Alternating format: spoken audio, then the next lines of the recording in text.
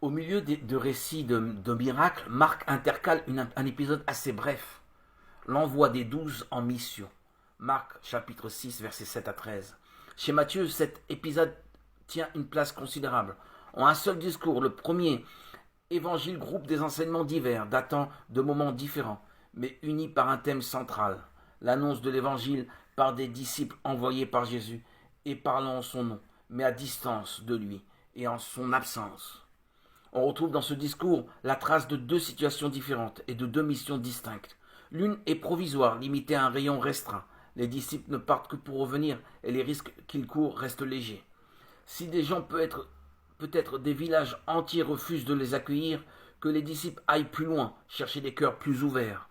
Cette mission porte la marque d'une période où l'action de Jésus progresse et où les oppositions sont encore relativement faibles. Mais un temps viendra où la mission deviendra une aventure redoutable, où Jésus aura été mis à mort, où l'opposition sera conduite par des notables et des autorités, où il faudra être prêt à fuir, mais aussi à témoigner au péril de sa vie. Ce sera l'heure du déchaînement des forces du mal, l'heure aussi de l'Esprit Saint. Cet horizon sinistre est pourtant baigné d'espérance, c'est celui des derniers jours de Jésus, du discours sur la ruine du temple et du discours après la scène.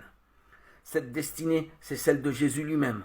Entre les deux moments, entre les deux séries d'instructions, il y a des différences considérables.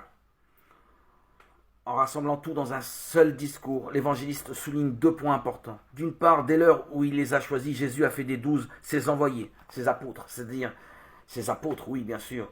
D'autre part, si les apôtres, après la mort du Christ, ont été capables de faire de l'Église un mouvement missionnaire, c'est à la fois parce qu'ils ont reçu l'Esprit et parce que dans sa force, ils ont été capables de retrouver l'action missionnaire dont Jésus leur avait donné l'exemple et à laquelle il les avait entraînés.